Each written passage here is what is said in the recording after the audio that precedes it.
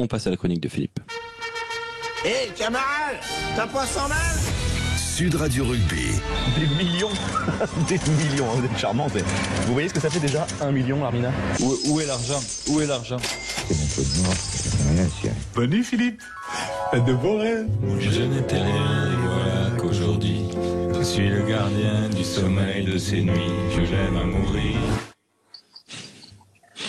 Je m'en remettrai jamais de ça, c'est magique. Philippe. Alors, de quoi on parle ce soir? On parle de la Fédération Française de Rugby qui annonce des chiffres, beaucoup de chiffres aujourd'hui d'ailleurs au passage. Après, on a fait les comptes à la Fédération Française de Rugby. Est-ce que les comptes sont bons? Sur le nombre de licenciés, a priori, oui, plus 14,2%, 14,02% au global par rapport à la saison dernière à la même date. C'est une augmentation de plus 19%, 0,2 chez les femmes et 13,33 chez les hommes. C'est une forte augmentation quand même. Hein. Ça, c'est ce qu'on peut noter déjà, Philippe. Alors, il faut toujours se réjouir des bonnes nouvelles, mais il faut aussi tempérer un peu tout ça.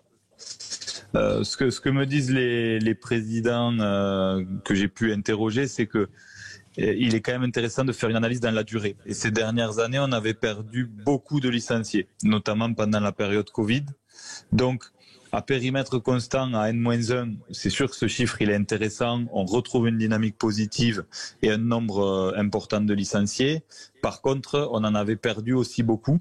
Donc, la vraie analyse à faire, elle est plutôt sur 3-4 ans et la période avant Covid pour voir où est la réalité. Et la réalité, c'est qu'on se retrouve un peu ISO. Donc, encore une fois, il faut se réjouir puisqu'on a su retrouver des licenciés, on a su ramener des gens à nous. Mais en l'occurrence, cette dynamique et cette recherche de licenciés, cette évolution, elle doit se poursuivre. Elle est bien amorcée, notamment par les nouvelles pratiques, le rugby à 5, le rugby féminin dont on parle beaucoup en ce moment avec l'actualité de la Coupe du Monde, qui fait aussi du bien puisque on arrive à recruter de plus en plus de filles. Donc voilà, on le répète, mais c'est quand même très important d'avoir un nombre de licenciés fort pour avoir une fédération qui compte, pour avoir des subventions, pour avoir un budget qui permette de continuer à amener cette dynamique de développement dont on a besoin. Ouais, avec donc des chiffres qu'il faut donc prendre avec des pincettes, mais malgré tout, donc est-ce que tu es surpris par ce rebond et surtout, à quoi il est dû ce rebond? Il est dû, comme je viens de le dire, au travail qui est fait par les clubs, et très bien fait, et à la découverte du rugby par les nouvelles pratiques notamment. On a parlé il n'est pas dû à l'équipe de France. Du rugby à 5, on reparle des féminins. Ah si, bien sûr, il est dû aussi à l'équipe de France, mais quand on regarde les chiffres dans l'analyse, il y a des nouvelles pratiques qui font un peu la différence. Mais encore une fois, tout est sujet à l'équipe de France et plus largement à l'image de notre sport. Bien sûr qu'on n'attire pas, que ce soit des garçons, des filles, du rugby à 5, à 15, on les attire parce que des gens ont envie de découvrir ce sport de façon générale. On parle du même sport, donc bien sûr, pour répondre à ta question, aujourd'hui on est servi par une équipe de France qui performe, par une équipe de France qui véhicule de belles valeurs. On met entre parenthèses les affaires extrasportives, mais sur le terrain, il n'y a pas grand-chose à dire. On a des joueurs exemplaires, que ce soit dans l'attitude ou dans la performance sportive. On a la perspective d'une Coupe du Monde chez nous, avec a priori des vraies chances de figurer parmi les favoris. Ça, c'est déjà le cas, mais de la gagner. Donc, tous les voyants sont ouverts. Tous les voyants sont ouverts pour que si le travail est bien fait sur le terrain, on amène à nous des licenciés. Est-ce qu'on peut noter, est-ce que c'est notable justement l'augmentation qui est plus forte chez les femmes? Oui, c'est notable parce que c'est un relais de croissance important. On sait qu'aujourd'hui le sport féminin c'est un enjeu dans sa globalité. D'ailleurs, je mets un petit astérisque à ma question. Est-ce que ça montre que le rugby féminin est le plus gros vecteur de progression à l'échelle mondiale du rugby aujourd'hui? J'aimerais le comparer à l'échelle du sport dans sa globalité.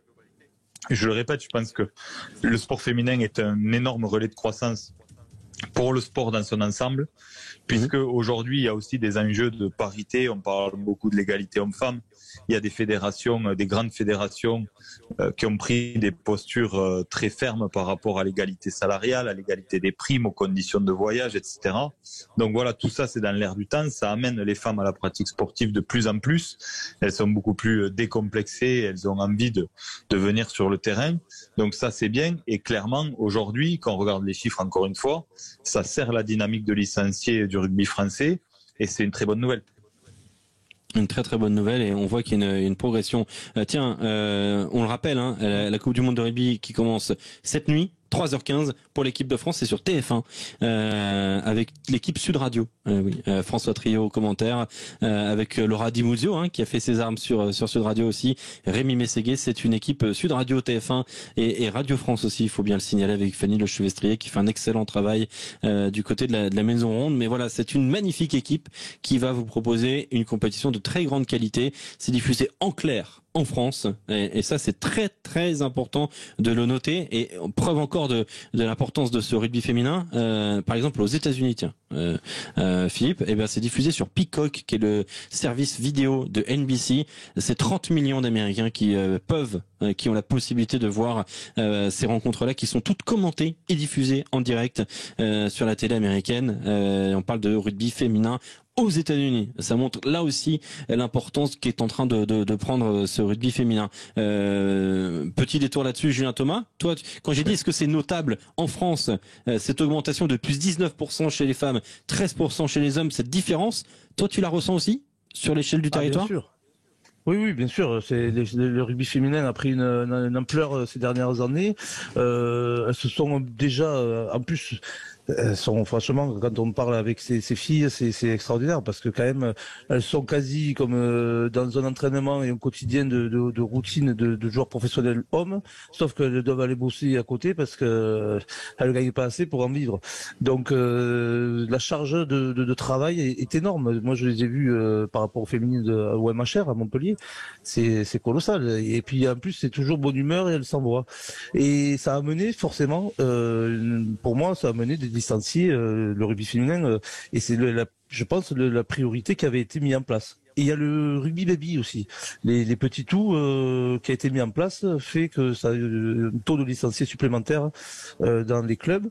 Après il faut que réfléchir aussi à développer plus par des doubles projets et à mener peut-être encore plus dans les écoles, faire découvrir le rugby. Mais c'est pas du rugby, c'est l'apprentissage du ballon ovale qu'il faut qu'on fasse. Et ça en plus avec la Coupe du Monde, ça c'est un tremplin et on aura de plus en plus de licenciés dans les clubs et notamment dans les tours de FFR, bien sûr. Félix Manguero, quelque chose à ajouter avant de passer en haut de l'affiche ? Non, pas grand-chose à ajouter. Alors une mini parenthèse juste pour clôturer sur le sujet de la FFR. Il y a eu beaucoup d'annonces, tu le disais, puis il y a l'annonce du bilan. Donc financier, qui est très positif.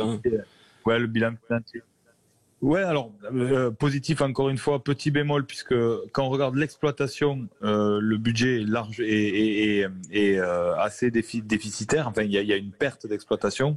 Ça veut dire qu'aujourd'hui la FFR n'arrive pas à couvrir exactement ses charges avec ses recettes directes.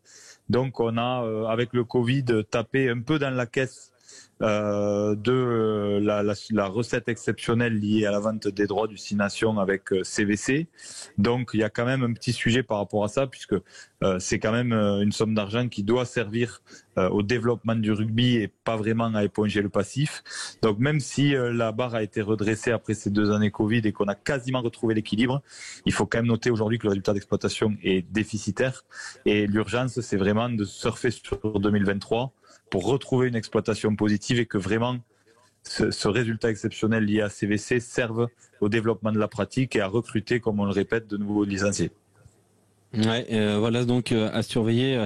Merci beaucoup Philippe Manguero, la chronique qu'on retrouve sur la chaîne YouTube de Sud Radio. Vous êtes toujours plus nombreux, plusieurs centaines de milliers d'abonnés.